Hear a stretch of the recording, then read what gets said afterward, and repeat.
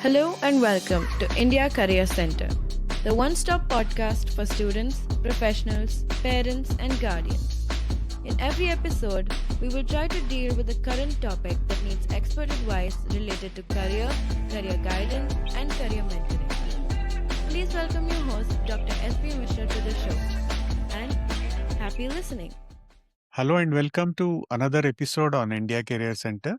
Today we are going to talk about aviation industry. Now in aviation industry, not just in India but across the world, we have seen that some of the airlines do far better than the others. And some of the times we have seen that some airlines who have been doing quite well suddenly get into a big trouble and they go out of business. So it's a very fascinating industry, but it is something which is going to grow as we look into the future. Right now, the overall numbers are like mind-boggling. In the world of 8 billion people, I think the aviation industry flies about 4 billion people every year across the globe. So it's a fascinating industry. And to learn more about this industry, I've got a very young professional from the aviation industry, Peter Berlin, who joins us from the US. He works with an organization called Signature Aviation. And I was actually fascinated by the kind of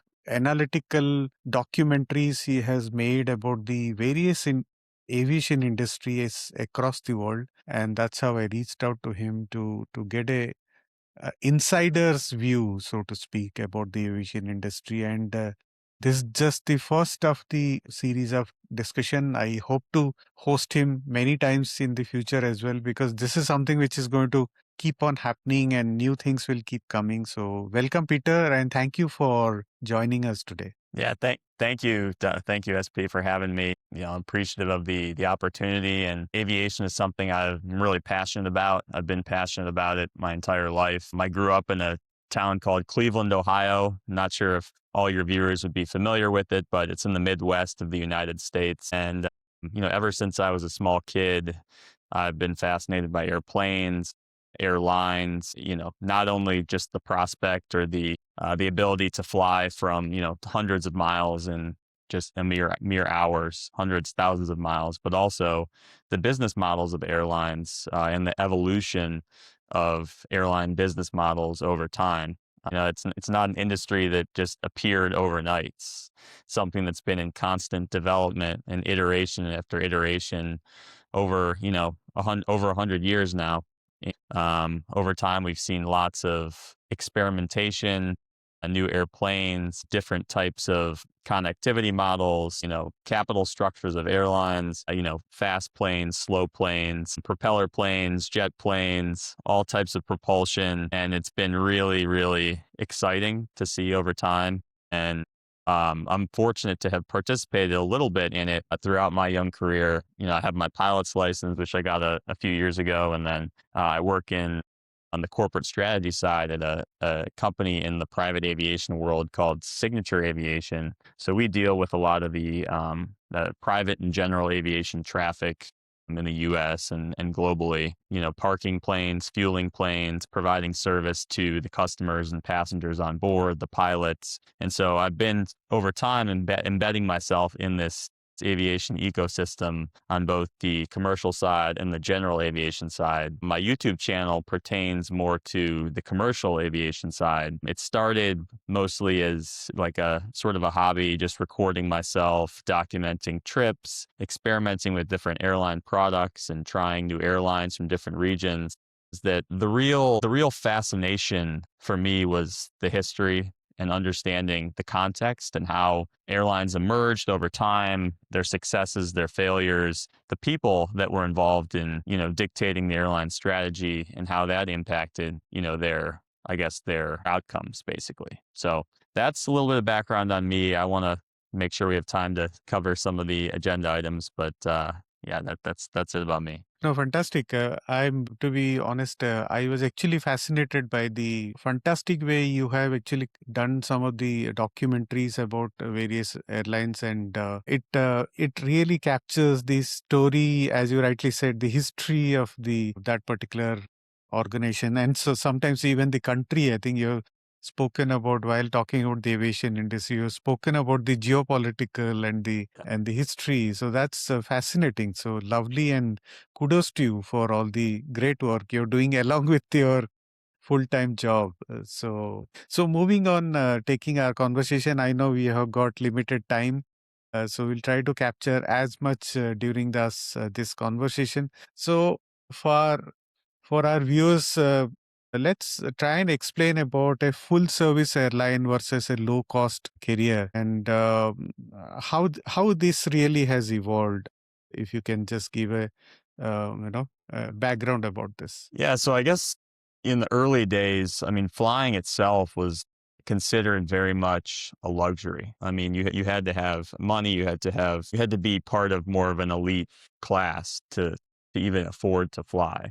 And this is because buying airplanes were expensive. Airplane technology wasn't all that great. The number of models there weren't very fuel efficient models on the market. Airport infrastructure was limited. Everything about the industry was in its infancy. And so that made the cost of doing business a lot higher, at least if you were going to operate a commercial passenger carrier. So by virtue of that reality, all airlines were sort of full service. They were premium. When you flew them, there wasn't a segmentation between, I'm going to select this seat on this plane. I'm going to pay to have my carry-on. That's ridiculous. I mean, if you paid one price and it was very expensive, it was in the hundreds of dollars one way for a very short flight. Yeah, it was what I like to do is compare sort of people's earning power or how much they make in a month to the cost of a plane ticket. And you're talking, 10 to 15 times your monthly salary to go fly on a one-way domestic flight.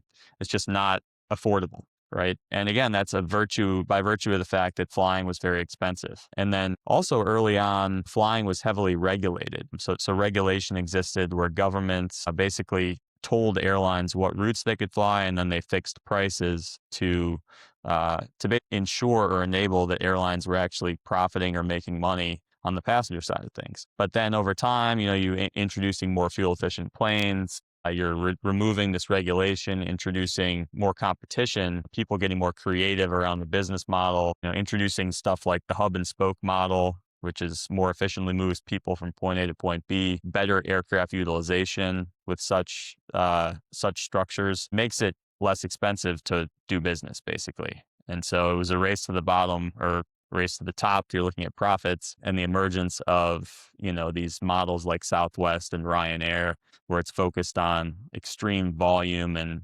single fleet type, single cabin class, unbundling of fares, concepts like that make flying a lot more affordable and accessible, but it also makes the experience a lot tougher and bare bones if you're used to flying a full service carrier. So in my mind, it's low cost basically evolved by virtue of, changes in government structures and regulations and just the modernization of technology, the emergence of more fuel efficient aircraft, and I guess just innovation in general in the industry. Okay.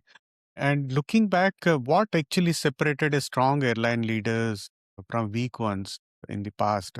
Especially, for example, we have seen the oil crisis of the early 70s, and recessions in the past also many times. Looking at the past, what do you think? I mean, you have done so many documentaries yourself.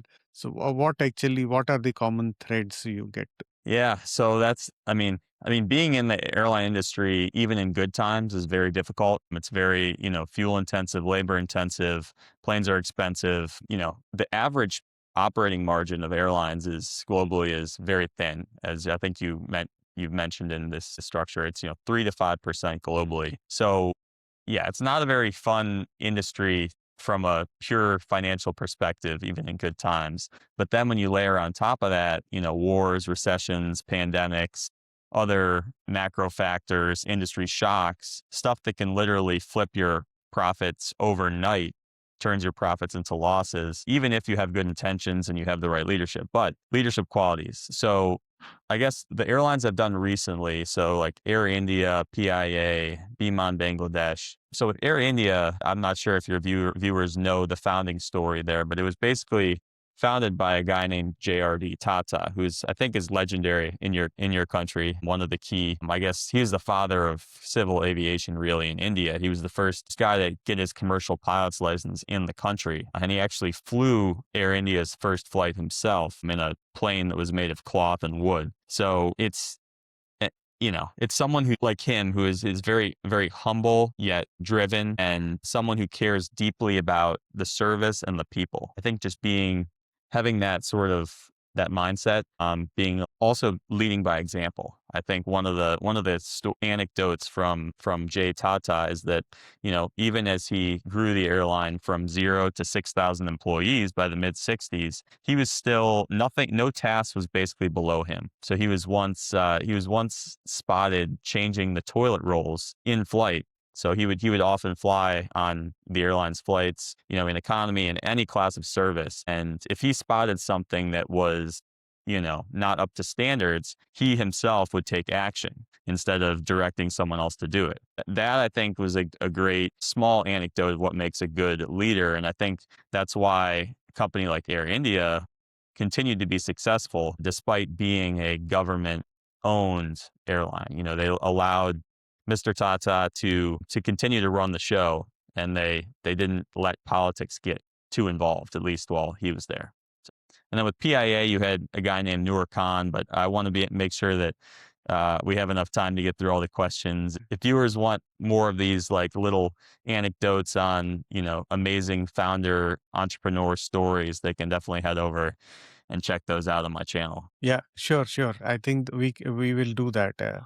So now moving on, what did early low-cost airline pioneers get right about growing profitably that the traditional ones actually struggled later? I mean, what was the difference? Yeah, I mean, you look at a company there were numerous failures along with successes. Like in the United States, you had an airline called People Express that was a bona fide bus service. Like it was absolutely chaos. I mean, I'm not even sure you could book a reservation in advance, but people would just show up to the airport and you'd have like these masses of people at the gate boarding these 740. The People Express actually was using 747s that were packed with 400, 500 seats.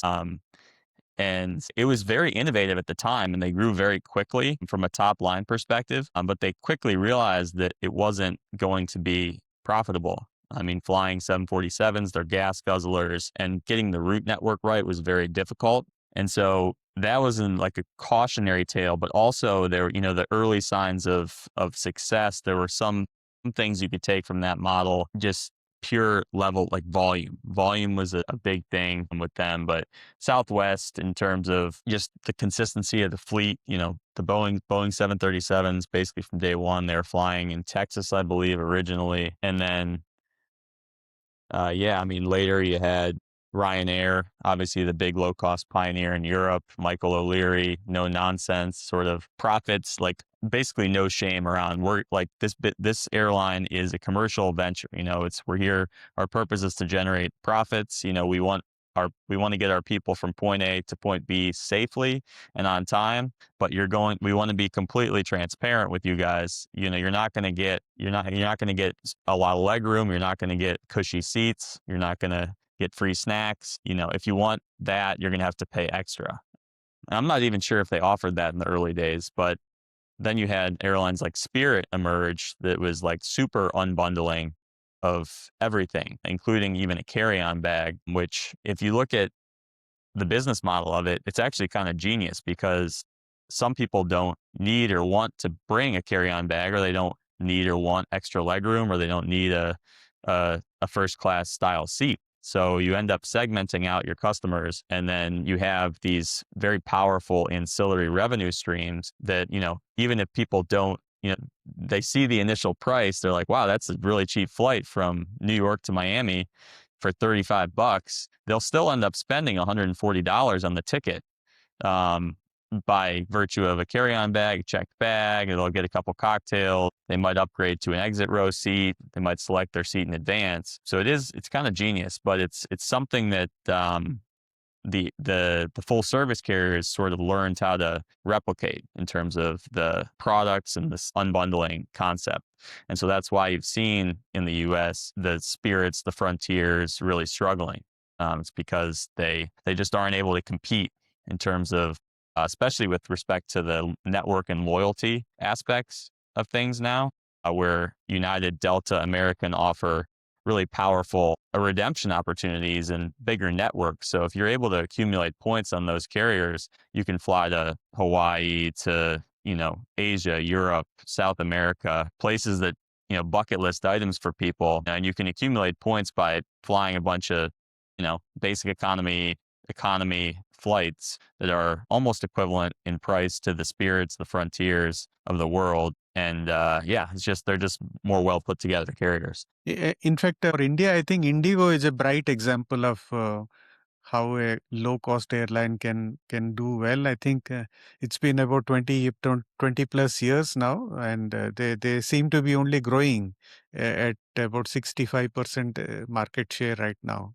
Yeah, IndiGo is a fascinating story. It's been a while since I've done that video, candidly, but I was able to fly them when I went to India. I think it was a little bit over almost 2 years ago now. And I was on a trip with my dad, and he actually is doing some business in the country, which was fascinating to learn more about the culture and how, the Indian economy works and the various rules and regulations. It was a bit of a shock, but also, a very great learning experience for both of us. But we flew IndiGo, from Nasik, India to Ahmedabad, and then Ahmedabad over to Mumbai. So we got to try the ATRs as well, which are, the regional workforce, which has been a very powerful aircraft for them, as well as the A320neo. So they've basically been able to leverage or harness the incredible power of domestic, like airport growth and domestic passenger growth in India, and do it in a way that makes business sense. So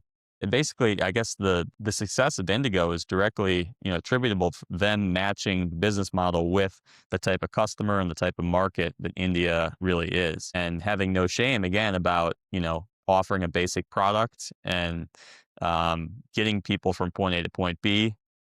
So the connectivity part, and then, it's more recently, they have sort of picked up on the international side of things and the premium side, which will be fascinating to see how that plays out.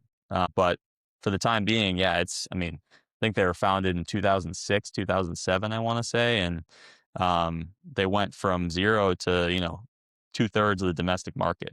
So it's a tremendous, tremendous story. And now if you look at the pilot hiring pipelines, the pilot training pipelines in India, and they're basically dominated by the IndiGo cadet program. Air India obviously plays a big role as well. But if you're looking to train to become a pilot in India, IndiGo is probably the lowest hanging fruit. That's right. Yeah. So moving on now, today, airline flying billions of passengers every year. So what do you think is the hardest part of running an airline right now? I know you said the operating margins are low. It's a high labor intensive industry. So apart from that, what are the other challenges in running an airline? Yeah, well, in addition to it being a very capital intensive and labor intensive business, I think there are a lot of things that are outside of your control as an executive or as a manager in an airline. Whatever your role is, you can have the most sound business plan, you can have a great fleet, new fleet, a modern fleet, a great service culture, but then stuff can happen, currency fluctuations, foreign exchange, especially in countries, we've seen it in India and Pakistan recently, where, you have a certain amount of debt that may be denominated in US dollars, and then you have the rupee devalue, and now that debt is suddenly, it balloons. Your debt is effectively higher without having to take out, any more physical debt. So it increases your cost of doing business, and without, it wasn't your fault, basically. As a leader, there's not much you can do about that besides just, creating a capital structure that's built for long-term, resilience. And that's always very difficult to to do, is to figure out, will I be owning planes or leasing planes? If I'm leasing planes, am I wet leasing or dry leasing? Each of them come with their own unique set of pros and cons.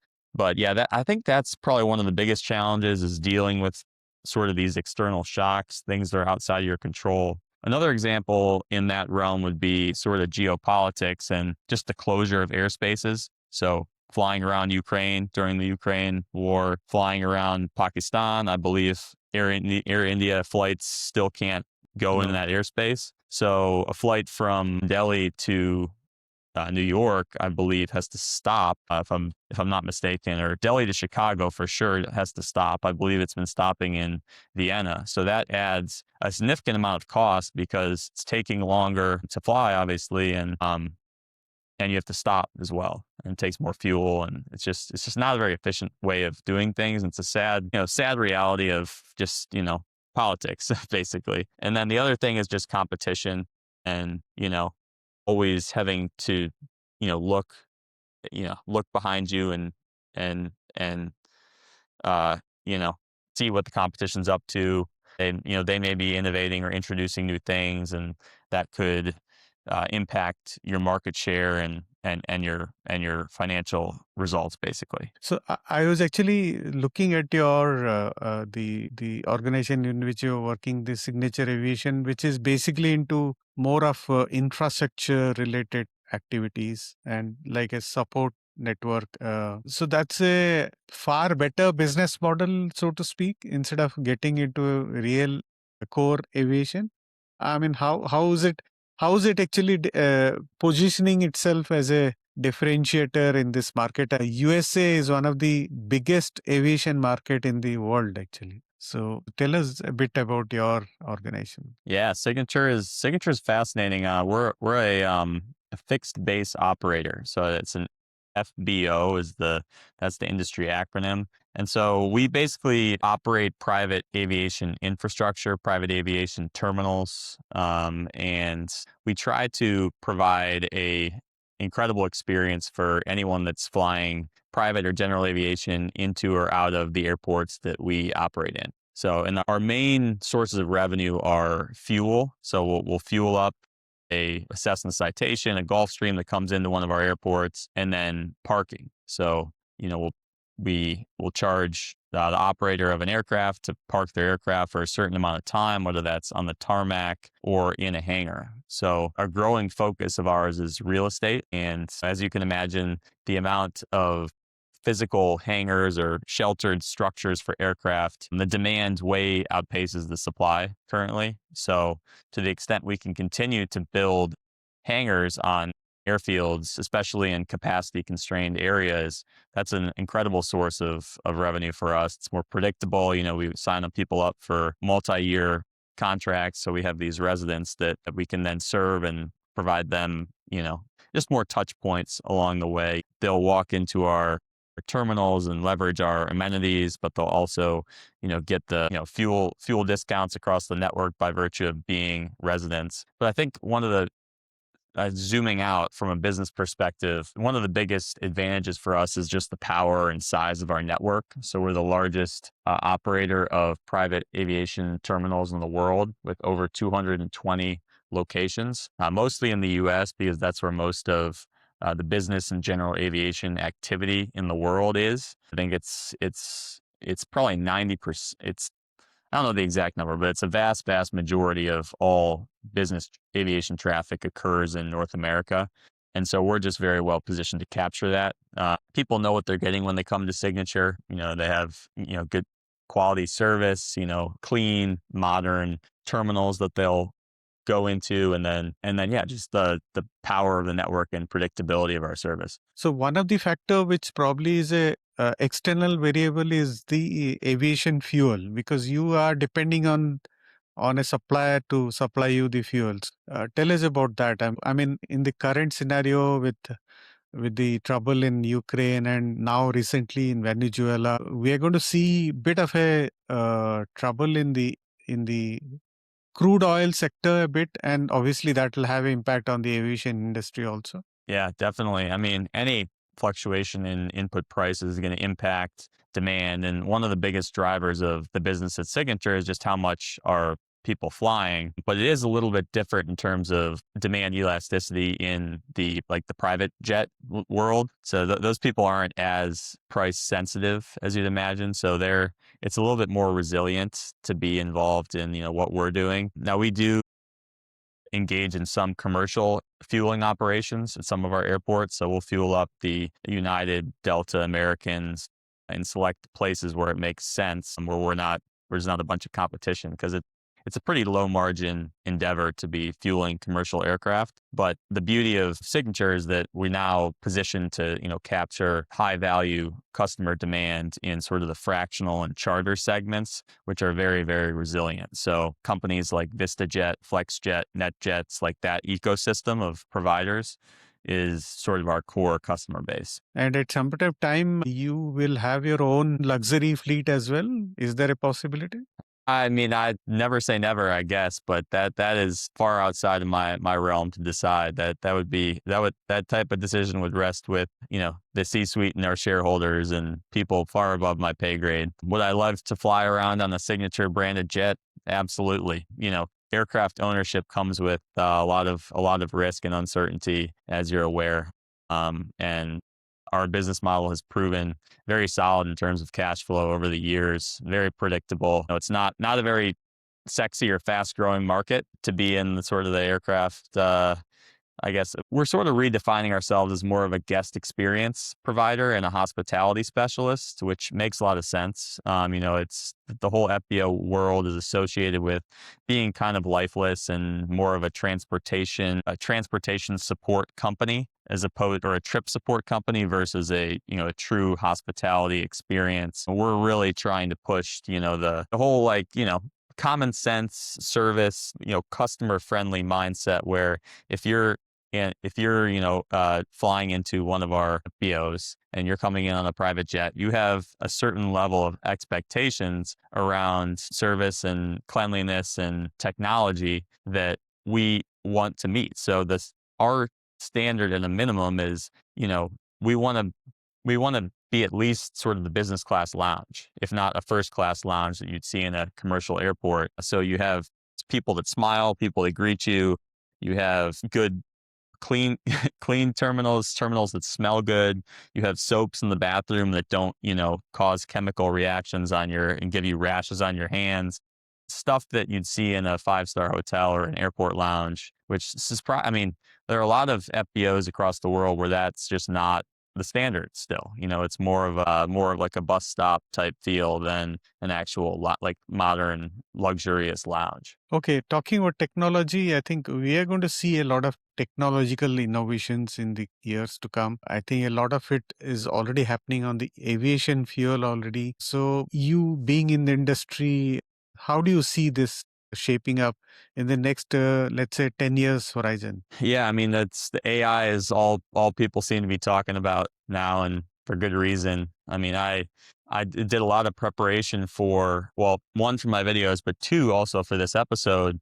Out of curiosity, I literally will type, some of these questions into Gemini or ChatGPT, some of the other large language models, to try to figure out what types of answers they come up with. And it's a lot of the time, there are answers that are better than what I could have come up with on my own, or it's a lot quicker than something I would have come up with on my own. So it really accelerates getting to conclusions in general for problems all across, not only aviation, but people's personal lives and professional lives as well. So for the airlines, a couple of the cases I think have been compelling are, well, 1, dynamic pricing, 2, predictive maintenance, and 3, delay notifications. And just, I guess, to give an example, like on United Airlines, one of the big 3 in the United States, their app experience is just next level. And a lot of it is driven by AI. So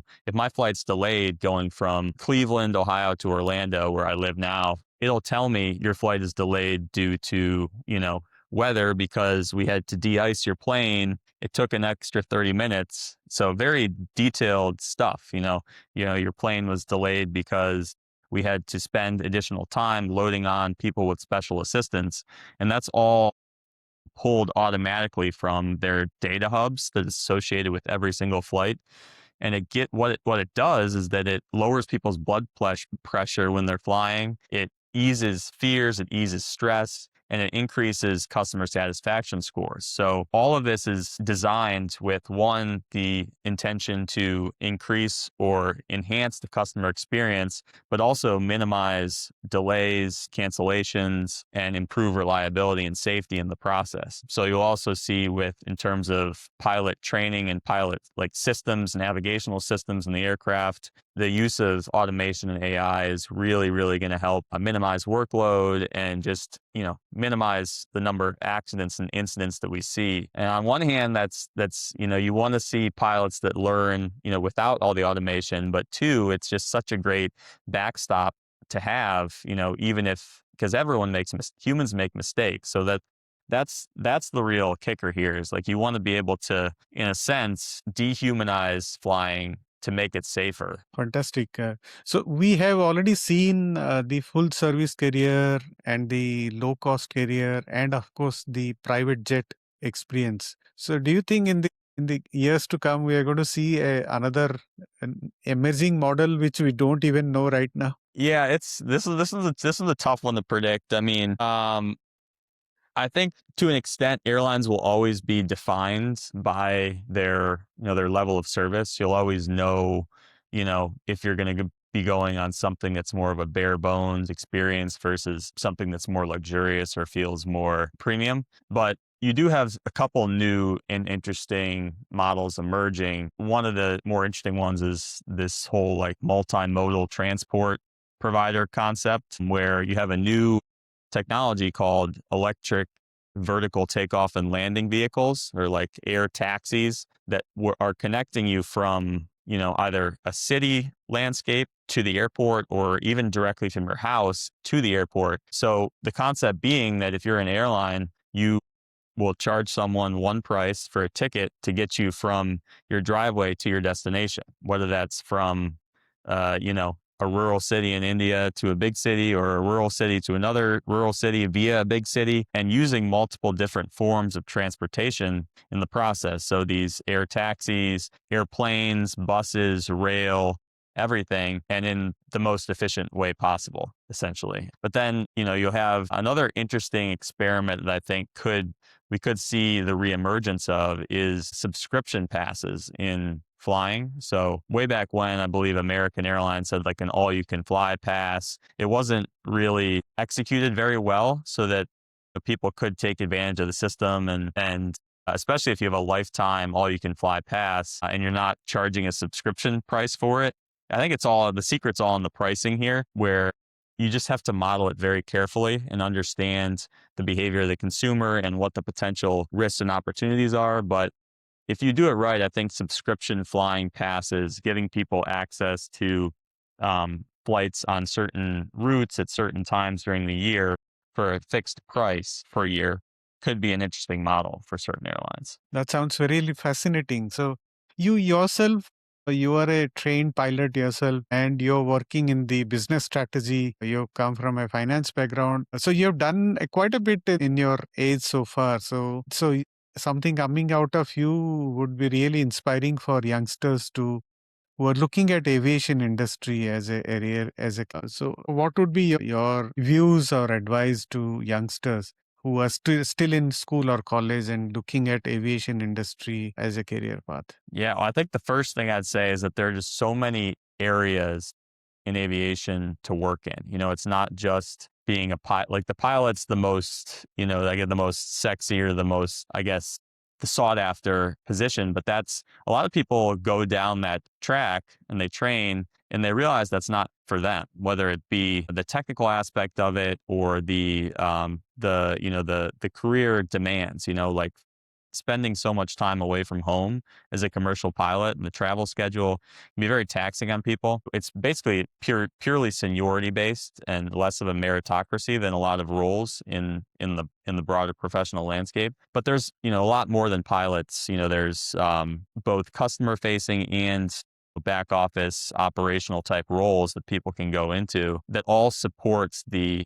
successful operation of airplanes and aircraft on a daily basis. So ground handlers, baggage handlers, marshalers, they're outside. You'll have people in the operations control center that are managing the various, uh, or the surprises that come up on a daily basis. And the maintenance people, the entire ecosystem, the route planners, network planning, the finance team, HR in airlines, obviously a big, big department as well. Sales, you name it. There's just so much opportunity out there. And I guess if I were to provide advice, it's like you just have to sort of experiment with what works for you. I mean, some people are more introverted, so it may make sense to do more of like a data analysis type job, but some people are, like dealing with people. So you could be either on the sales side or work, in an airport in a customer facing role. You could be a flight attendant, cabin crew, and there are some extraordinary benefits that come with flying with the airlines.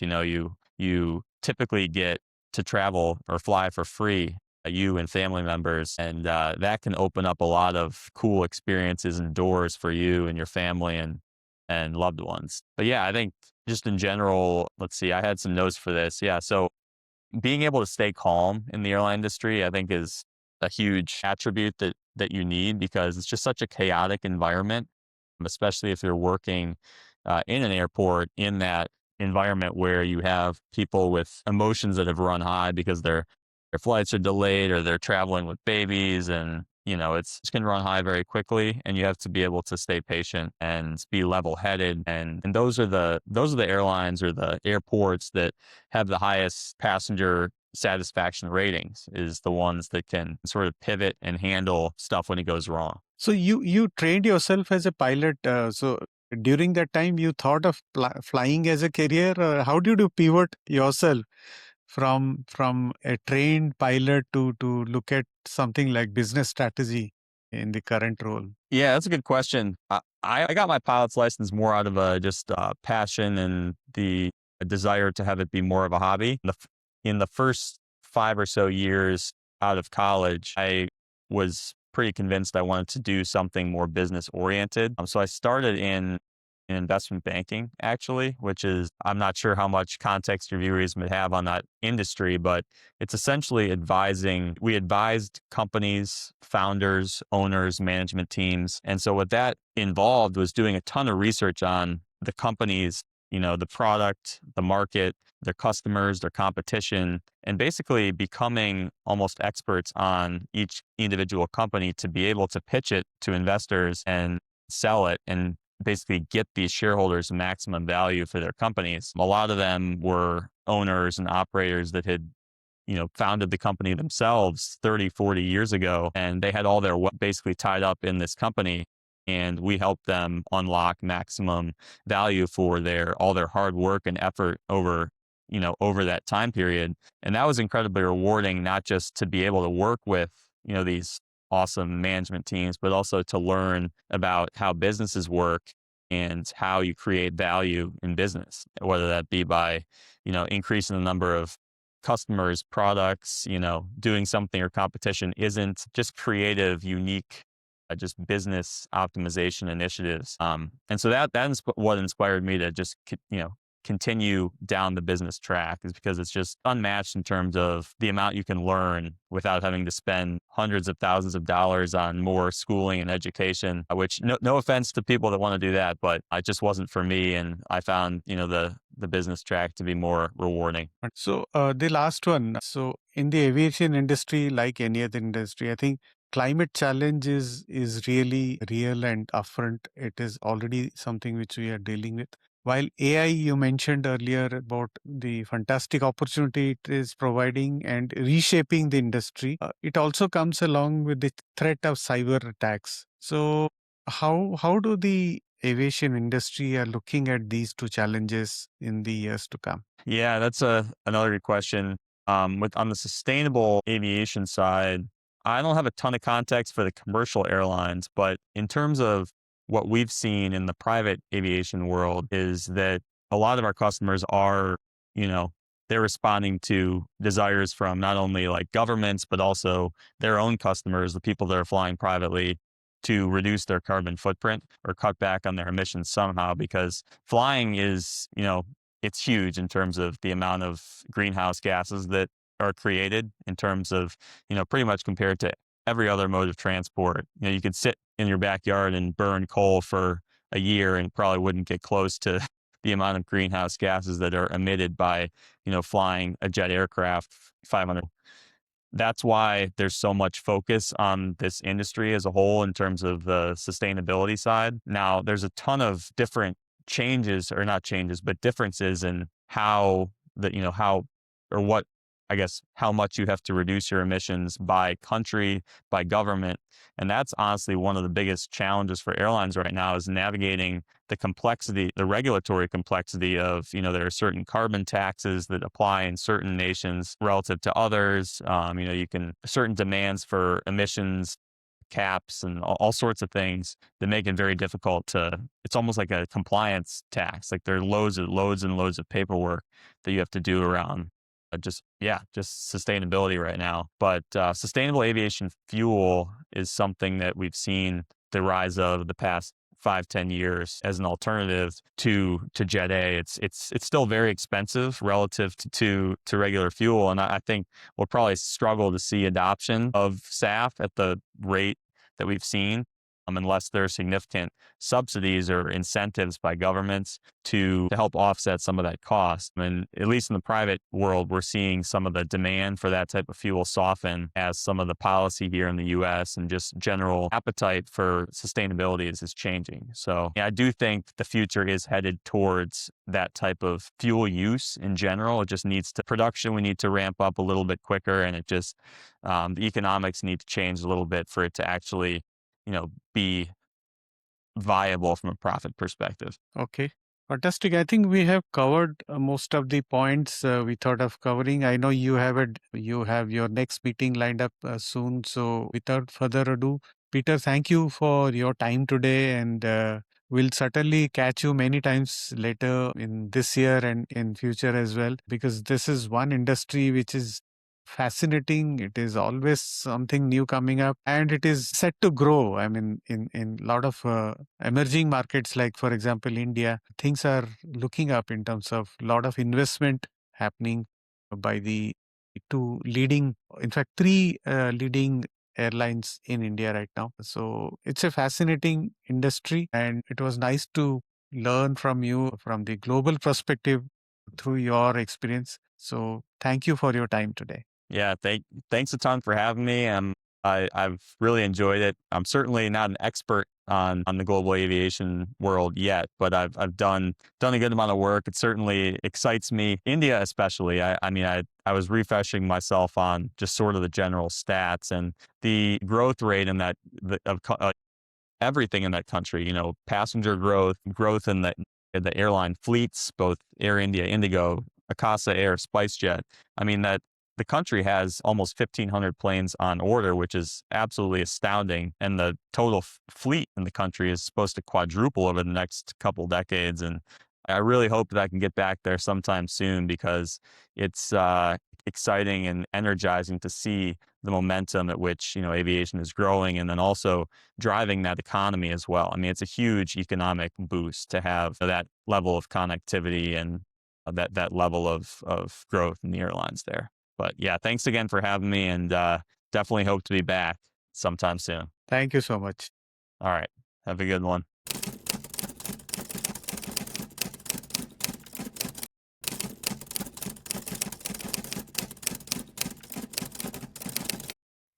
Hope you enjoyed this episode.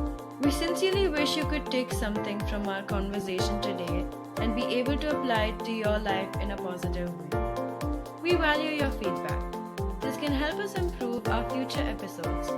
So share your thoughts to serve you better. If you want us to focus on a topic which you think is of importance, let us know.